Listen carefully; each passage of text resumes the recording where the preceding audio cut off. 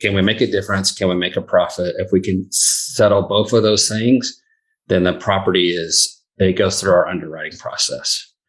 If we can't settle those two things, then it's not going to go through the underwriting process.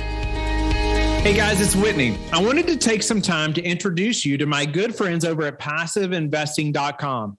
They're a national private equity real estate firm based out of the Carolinas. They focus on acquiring institutional quality apartments and self-storage facilities. They do this with private accredited investor funds. They have a portfolio of over $700 million in assets and control over $250 million in equity from their investors. Passiveinvesting.com makes it easy for you to start investing in real estate without all the hassles. They even have an average 62% repeat investor rate in each offering they put together. They even have a real estate debt fund that offers hard money loans to local fix and flippers across the U.S., which currently has a 0% default rate. To help you learn more, they've put together a free passive investor guide that outlines the 7 red flags for passive apartment and self-storage investing. Visit passiveinvesting.com/red flags to download the PDF now. That's passiveinvesting.com/red flags. This is your daily real estate syndication show. I'm your host, Whitney Sewell. Today, our guest is Sam Sales. He's a syndicator, operator. His mission is to change lives, build communities, and grow wealth. He traveled the globe as an international health specialist while serving the Air Force and was motivated by seeing poverty and the lack of safe housing to start his company, Wild Mountain Capital. He's an experienced entrepreneur who scaled quickly from mobile home parks to apartment complexes and quickly reached $100 million in assets under management in 3 years. I love this conversation with Sam. I enjoyed getting to know him. He and I actually met at a conference I was speaking at quite a few months back. But he worked in Afghanistan. He was a 50 cal gunner. He did rehabs. He talked about a $64 million rehab on a hospital that he did in another country. Right, and how that led him to real estate, how that led to impact investing. But he's also going to go into some things where he's transitioned, say, from working with the retail investor, right? The investors that we work with every day, to going to institutional money, institutional equity, right? And what that process looks like. How do you do that? What should you expect? It's eye-opening, to say the least. We have not done that personally, but he has, and it's great to hear some things he's learned, how it's helped him improve, pros and cons. Maybe you're thinking about that as well. I think that's going to be very helpful for you. If you're contemplating going that route, right? Instead of just raising money yourself, but it's a way to move fast, right? Be able to do bigger deals and faster when you can bring in partners who can write checks at, 10 million, 100 million, at a time. It definitely changes things for you in the deals you can buy. But we also get into building teams and finding people that are smarter than you so you can scale faster, but smarter as well. So just a great conversation with Sam. I know you're going to enjoy it and be encouraged and learn a lot. Sam, welcome to the show. It's a pleasure to meet again. I know you mentioned we met at a conference a while back, and I've enjoyed even getting to know you a little better just through conversation and your background. I think we have some similarities in a few different ways, and so that's exciting. But I love knowing just how your career shaped, moving into real estate, and then also what you call impact investing. And I want the listeners to have a better understanding of what that means a little bit and how you are applying that in your business. But then getting into some thoughts around investors and institutional money and equity and how you have transitioned. And I think there's going to be listeners who are wondering about that same thing for their own business as well. But get us started, Sam, with a little bit about yourself, your background in the service. Thank you again for your service. But let's dive in. Yeah, thank you, Whitney. Thank you for having me on the show, and I look forward to talking with you and with your listeners. And been a long time listener myself, and I appreciate the opportunity to speak with you. So a little bit about myself. A long time ago, spent some time with David Robinson, who's also co-host. But after that time, got into construction and then eventually joined the Air Force as a firefighter. And that's when we started flipping homes in the early 2000s, buying homes in a couple different states simultaneously. And the guy that I first started flipping homes with, he thought studs went sideways. That's and and I just thought, oh my gosh, man, if you can do this, anyone can do this. And so, I was fortunately to start teaching him about, things like 16 on center, studs go up and down, not sideways. Seriously, he was walling a wall sideways. I don't, like really, man. So did that for a while and then finished my bachelor's degree in business strategy. Went to go work for a consulting firm. Did not really like that. Decided to go back in the Air Force and became a healthcare administrator. Very soon, I realized I did not like the admin side. I wanted to do operational stuff and was able to go and, spend some time in Afghanistan. Loved it, working with the Afghans all over the north, borders and other places. Just really enjoyed that time. You have to be a 50 cal gunner and some other cool stuff that can share in different circles. But, and then after that, just really, the last 10 years of my career focused on global health and traveled around all over the place, building clinics and 200 bed facilities and, project officer for a 500 bed, hospital, largest wartime hospital in the world, and doing a $64 million rehab on that was super interesting. But, been in, places where we're literally negotiating dirt and gravel and movement and everything else from grades and engineerings and where latrines are going to be put and bathroom systems in West Africa or Sub-Saharan Africa or working with foreign militaries to help them move patients off battlefields with whatever little helicopter or airplane they have. Just really grew a love and passion for health security and, for housing security, seeing people living in mud huts and all kinds of crazy stuff. And I grew up poor. We took baths in horse troughs and as kids, we thought it was super fun. Didn't have running water or electricity for a while. Thought that was cool. Now growing up, I'm like, oh, that was that's not, that was American poor. And then now I've seen, hey, we had it good compared to what the rest of the world has. So towards the end of my career, I just thought, we really need to get into creating clean, healthy places where people can safely reside. And we built Wyman Holdings and then a bunch of other companies that have come out of that over the years. But started with my dad and my brother, and we've eventually just grown that. And then when I stepped out of the military, the company was already going, full speed ahead.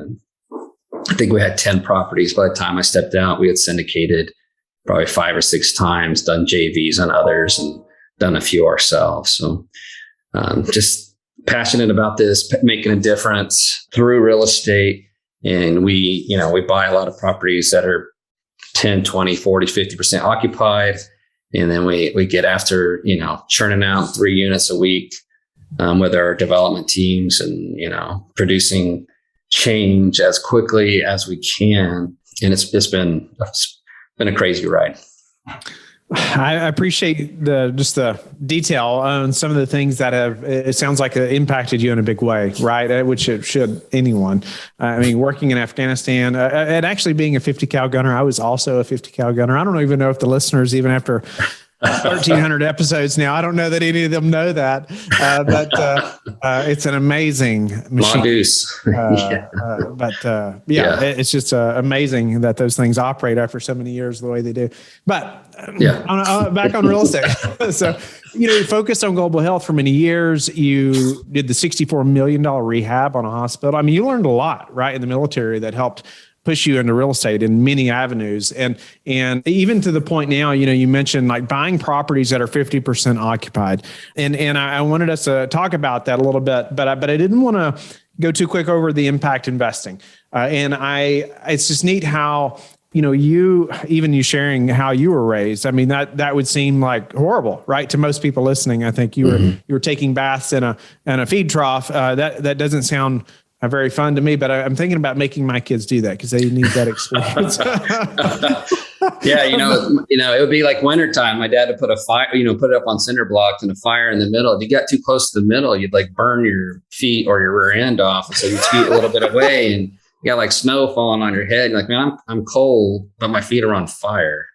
It's just, all about your perspective, isn't it? Right. I mean, it was just having this conversation with my kids at the breakfast table this morning. Right. I mean, it's like, we just have no idea how fortunate we are, but working in Afghanistan and other parts of Africa and whatnot helped you to really see that perspective in a whole new light. Right. And I think visiting some of those places have helped me with that as well, in Iraq and Haiti and different parts of Africa, Ethiopia. But yeah, that helped, that changed me, right, in a big way. And I think it's interesting to hear how that's changed your philosophy maybe towards investing. Right. And helping, not only the lives of your residents, but your investors and seeing that differently than maybe you would have if you just grew up as a businessman or entrepreneur. Right. And it didn't have those experiences. Speak to the impact investing a little bit before we move on. Like, what does that mean in your business now? And how do you do that?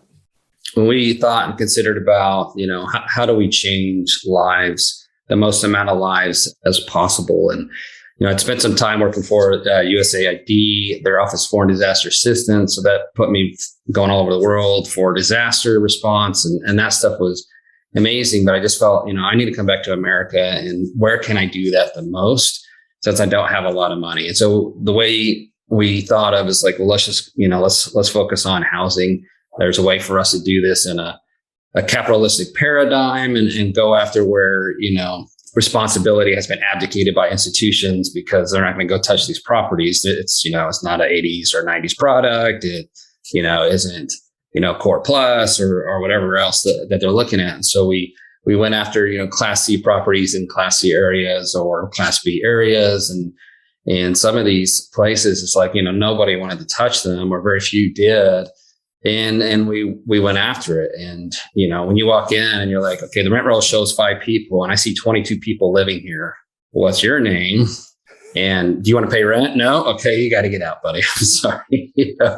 And so we've had, some crazy stories. I mean, just crazy stories, but, the difference that has happened in people's lives, and we hire local managers and we find people who have the cleanest area, and I could go on and on about that, but really focusing on making a difference, increasing occupancy. These people are coming from just nasty units or owners who are trying to squeeze every penny out of them, but they don't do anything to the property.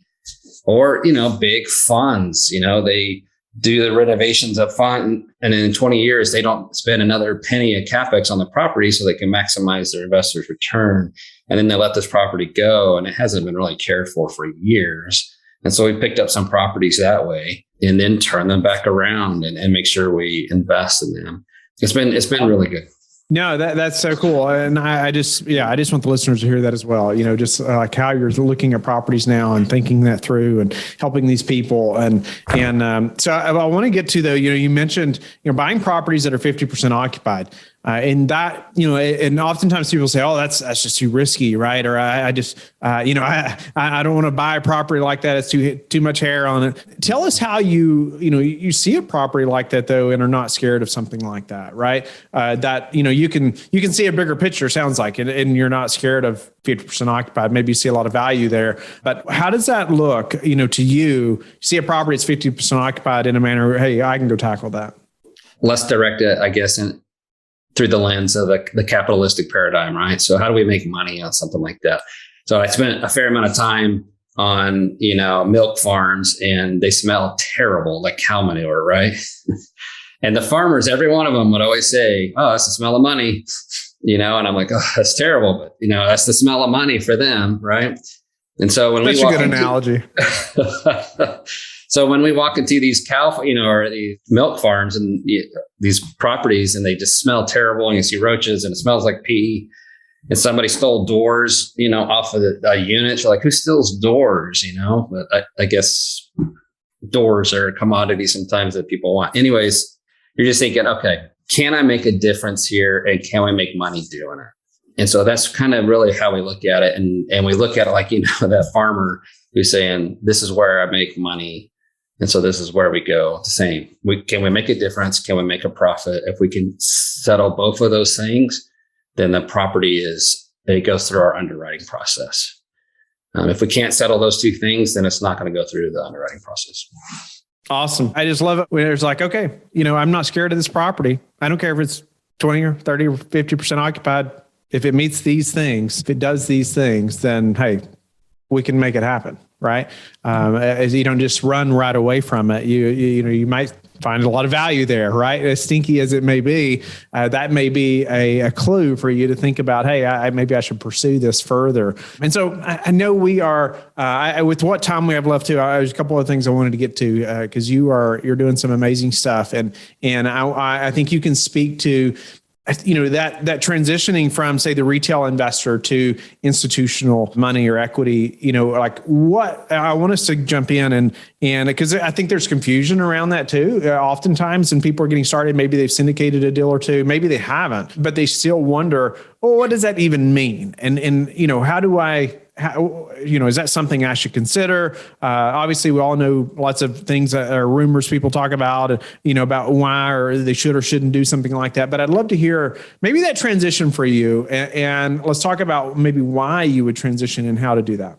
Yeah. So I think as you have learned, there's different systems that you need to put in place if you're going to generate sufficient interest to buy properties that can both cash flow really well, provide a great return, and you can make a difference in them. If not, you're stuck in this world of buying smaller properties and you can only raise $1 million at a time. And so you can never really grow beyond that. So we had purchased about 17, 18 deals and, syndicated probably 10 or 12 times by that point.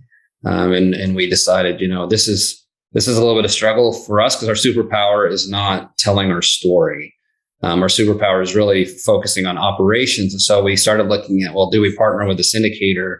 Because we're really good at operations. We have a property management team in place. We have a development crew. We can renovate units for about $1 or $2 grand a piece, less expensive than anyone else that we've had come in and give us estimates.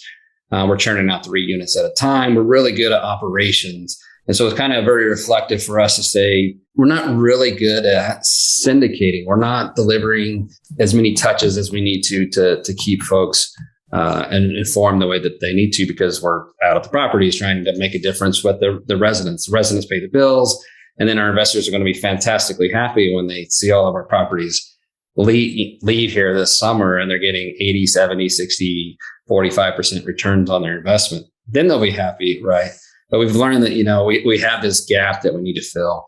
And so we're working on that gap with some hires. But something we also did is said, why don't we move to the institutional world? And so with that in mind, we hired someone out of the institutional world who spent years at Colliers and CBRE and Lloyd Jones and came into the company with a totally different perspective than we have.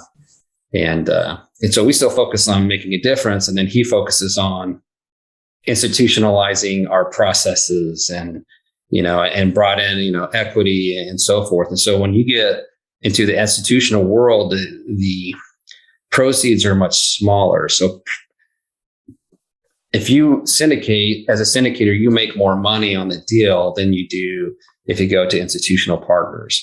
Institutional partners will write a 5, 10, 20, 30, 50, $100 million check with no problem, but they're going to get inside your fingernails and toenails and know every single thing about you, your business, every single piece of property you purchase, returns.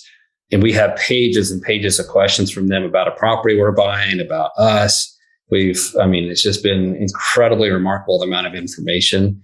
And, when you're talking to guys who are from Harvard and these other places, and their analysis is incredible, and you think, I didn't know we could do that. I didn't know we could change proceeds from the lenders so that we, boost this and change this. And now at year 3, so we've learned all these techniques to really improve profitability to the investors. But, it's been an interesting change. One thing about institutions, though, is they don't want to work with other investors. They just want us in the deal and them. So we had to provide 10 to 20% of the capital ourselves out of our own pockets to work with them. And that's So what we're decided to do is kind of split a little bit and still do syndications, but only do 2 or 3 a year. And on this side, we can do 5, 6, 8 with institutions. Less money per deal, but more reliable and more deals and bigger, because it needs to be bigger. You can't buy anything under $20 million and have an institutional partner, because I just don't want that small of a deal. They have $150 million they need to deploy this year. That's not going to be in $2 million chunks. Right. I just appreciate some of the details there. And even, you said like, they're going to get under your fingernails and toenails. Like they're going to know that much detail about you and the deal. No doubt about it. I think oftentimes people say, well, why would you want to go through that, Sam? Why not just build your own investor relations department and be able to raise more of your own money and not have to put up with that or give control, right? I hear that often. Well, I don't want to get, they want too much control. And well, yes, if they're bringing 80 to 90% of the money, you better believe they're going to have control, right? I mean, and rightfully so, and so, but speak to why you would do that and not just, say push forward on growing your own capital raising ability and that side of the team versus going institutional. Yeah, I believe it comes down to kind of that mindset. Do you have a scarcity mindset or do you have an abundance mindset? And yeah, absolutely, you're going to give control away. And are you willing to give control away to drive your vision, mission, and values of now I can change more lives. Now we can do more. And yet, yes, each deal is going to be less profitable. Now, if your focus is, I just really want to work 4 hours a week and syndication is going to get me there, you can get there with syndication, right? You could do 2 or 3 deals a year and, get your return and go sit on the beach. And if that's what you want to do, and it's all about you and your family, great. Or all about you, great. But we just have a different mindset. So we built a team, and part of the driver for us too, one is, back to, can we make a difference? Can we make a profit doing it?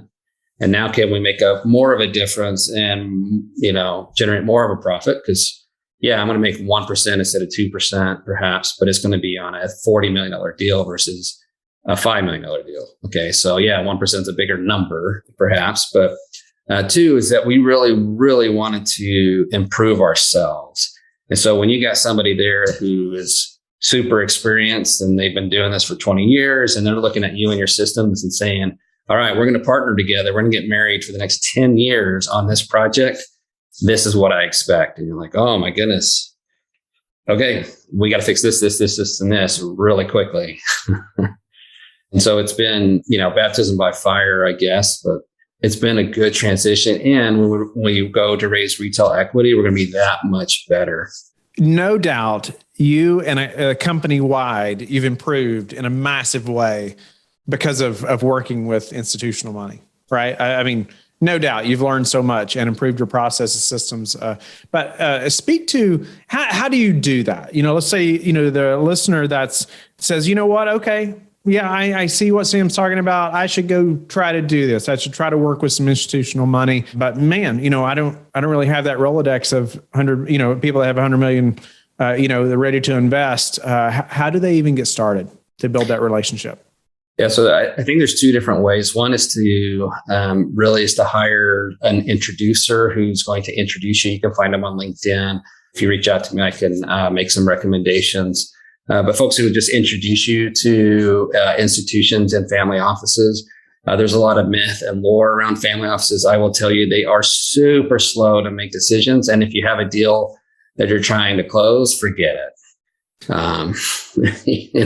You need 6 months for them to get to the point where, because they're not in a hurry, right? They're not in a hurry. There's capital institutions who are just focused on deploying capital. They don't want to operate. They just want to oversee the operations and asset manage or share the asset management with you. Really, you need to, like we did, we hired someone who had a lot of pre-existing relationships that we pulled out of, Colliers or CBRE or someplace like that. You need to hire somebody like that, and they're not going to be cheap, but they're going to be totally worth it. And as long as they can work well with your team and bring those folks with them, or at least get the introductions, you can do that.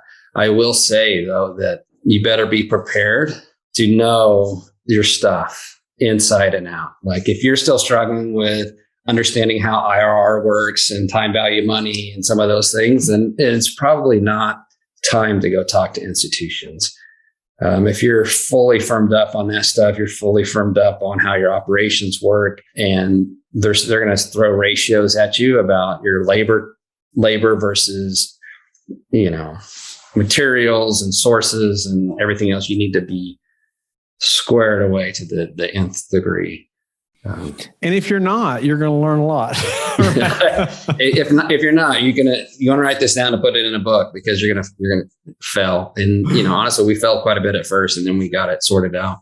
Yeah. And then we're closing this deal right now in Dallas, 180 units with an institutional partner. Awesome. And congratulations on that, by the way. Thank you. You also mentioned before we got started, like this superpower of putting together a team that's smarter than you are. And I would say that's what I've done as well. like that. That's the way we've scaled, right? Really fast, is finding amazing people and bringing them on board, right? I can't be the expert at everything, and neither can you. There's so many facets to syndicating a deal, just like you've mentioned, many. Even working with institutional, a partner, like, you can't be the expert in everything they ask, right? Like, it's just not possible. But man, you can build a team of experts, and that's something you claim you've done really well at, and that's helped you to grow or scale. Speak to that a little bit. Like finding those amazing people, growing that team. How did you do that? In the beginning, I went to my family members, because it's hard to convince people to work for free, right? So family and friends, and trying to get the right people on the bus. Right. So I See Good to Great. If you haven't read that book, that's a great book to read to get a good understanding of, the bus, who gets on the bus and how do they keep them. There's Built to Last. There's these other great books that will teach you and show you some of those basic principles. But if you're the visionary, then you need to stay the visionary and not the worker bee. If you're a worker bee, you need to get a good visionary. If you want to syndicate, but you're not charismatic, then you need to find somebody who's charismatic and wants to be the face of the organization. So we've hired a face of the organization. I'm very passionate about having diversity and culture. And I just look around at all these syndicators like myself and think, man, we are not a very diverse group. So we need to improve and grow our, diversity. I have, very diverse children. I want them to grow up in a world where their diversity is loved and accepted. And so we're doing that as a team, but it gets back to control. You're going to lose control, and it's for the good that you lose control. And so that's what we're all about, is finding those people who can work independently, but who are willing to work together. And we can sit in a room and talk about, hey guys, this went terrible, and it's been great. We've had some of those experiences, and the team's been like, okay, all right, how do we fix this? Or how do we press forward? But we can't fix it. It's done. All right, it's done. What do we learn? And we've never had a meeting in the past 3 years where people have said, you did this or it's your fault. We've never had that. And it's been fantastic. And it's all about having the right people on the bus and getting after what they want to accomplish that builds towards the greater goal. Give a tip or two about finding that right quote, right person. It is so important, and we spend a ton of time working on that ourselves. But how have you done that? Give a tip or two, because I know that's what the listeners are wondering too. Well, how do I find that right team member? Yeah, so it's really hard in COVID because we're not, talking together, and then when you're talking through a mask, it's really kind of difficult as well. But I encourage, in today's market, Zoom calls, groups, meetups, and other things. And I remember being on one that was, for veterans, and people were talking about all their businesses. And I kept thinking, man, this guy on this call, something about him.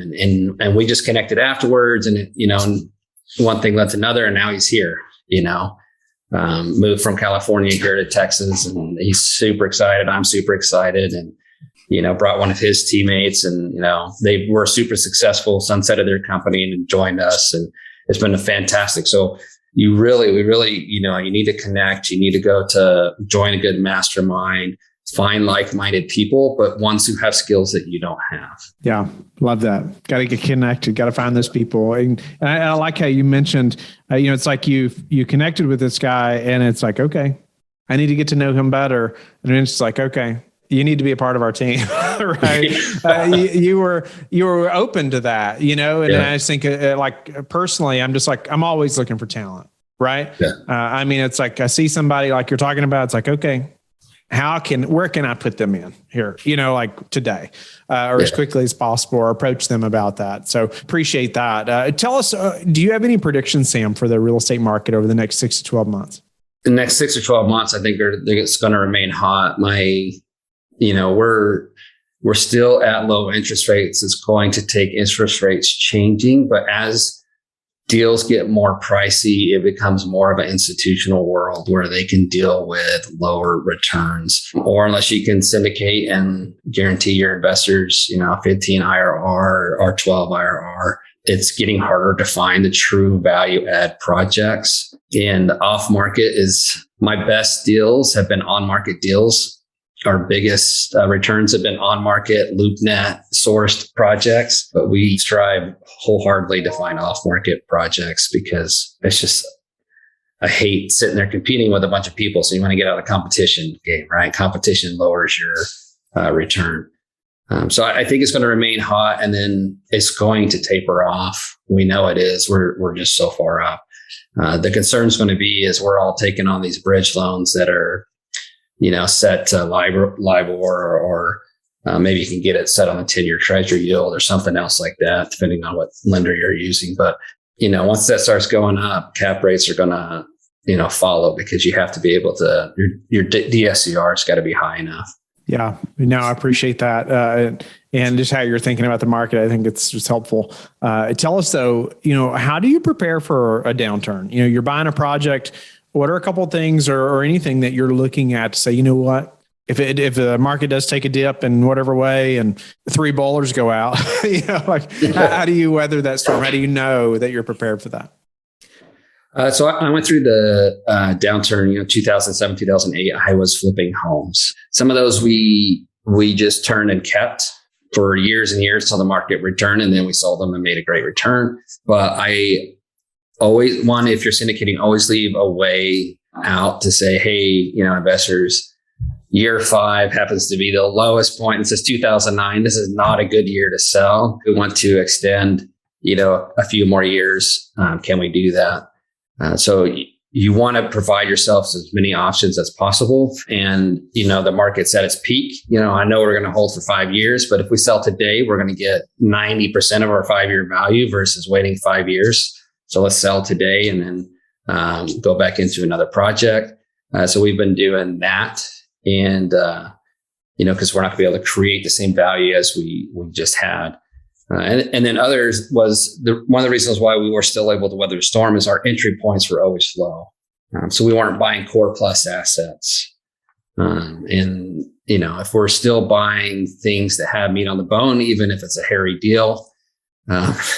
Sometimes a lot of hair on the deal, we should still be good. So if your target is 20% IRR and then you're down to 15% IRR or 12% IRR, you're great. You just lost half your potential revenue, but guess what? Our potential return, you're still doing okay. If you're sitting at 15, now you're down at 6 to 7, you're probably still okay, but it's just that challenge. So expect potential problems in the marketplace in a year, 2 years, 3 years, and be ready with some cash to go out and buy some stuff.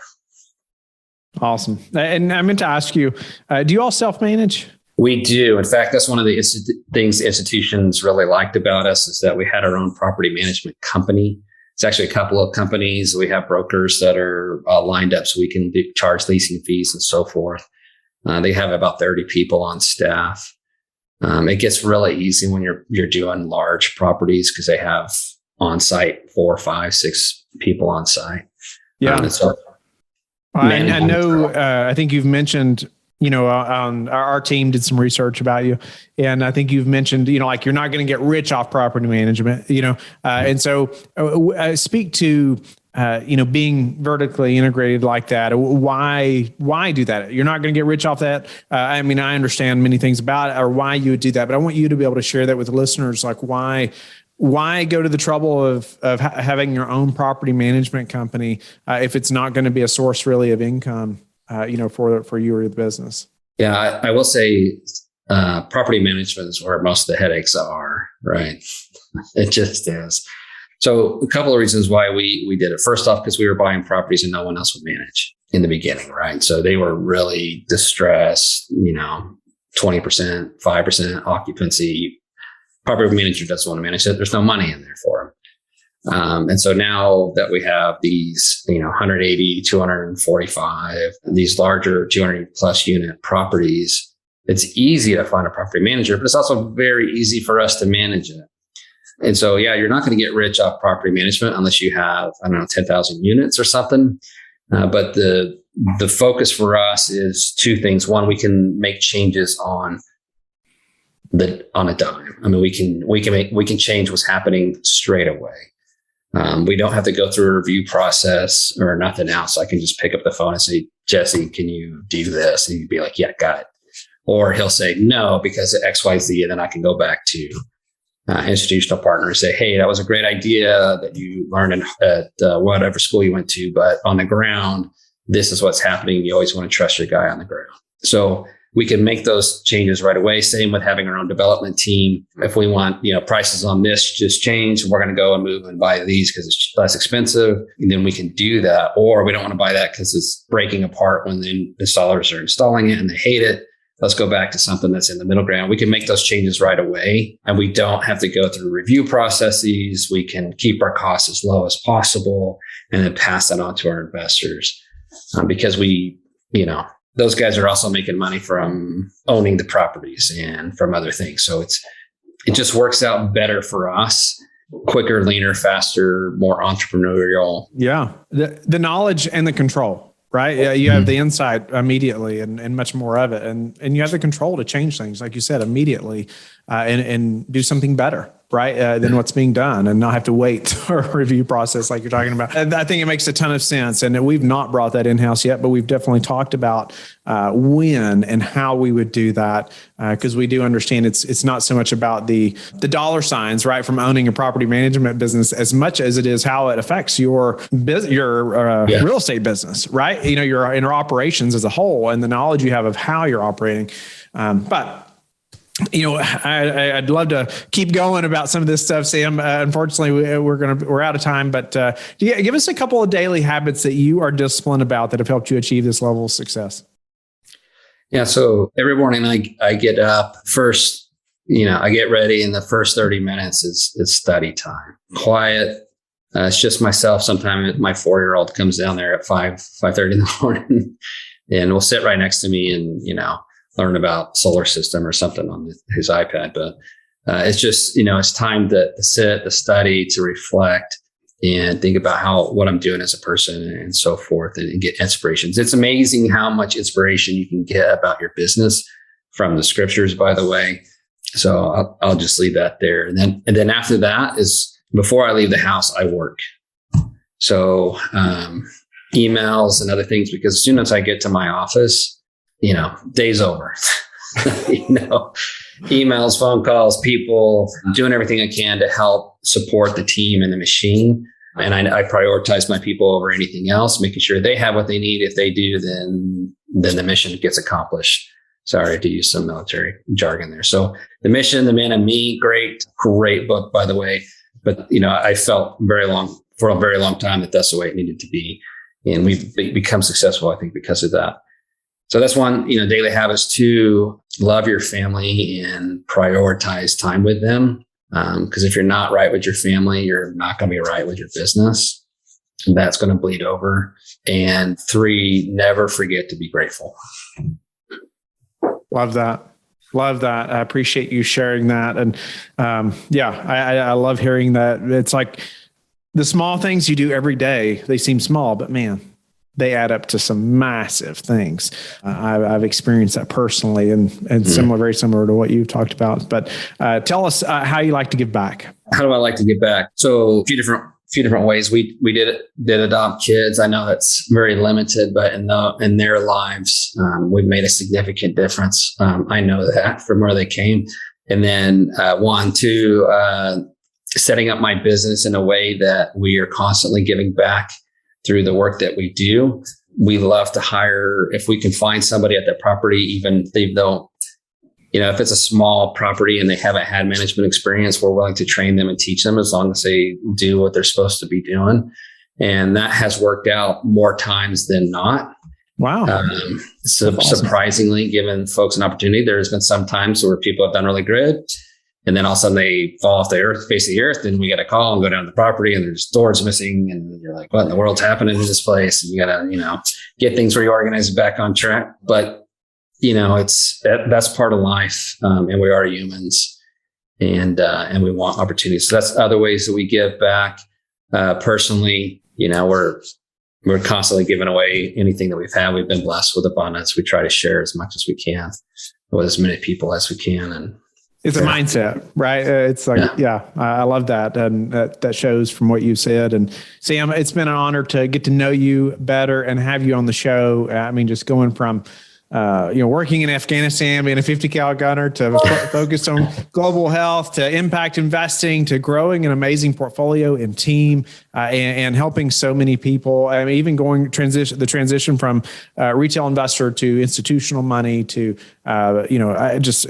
so many great points that you've left us with. I know the listeners are encouraged and have learned a lot. I have as well.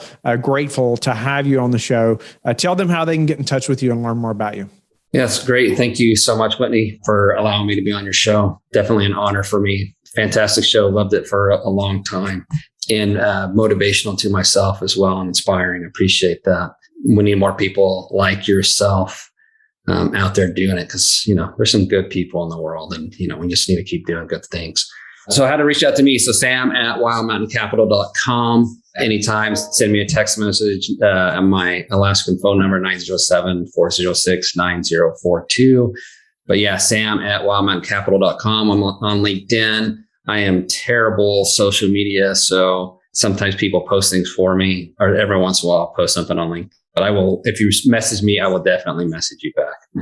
And happy to give advice, mentorship, guidance, chatting about shooting things with the guns, and anything else you guys want to talk about.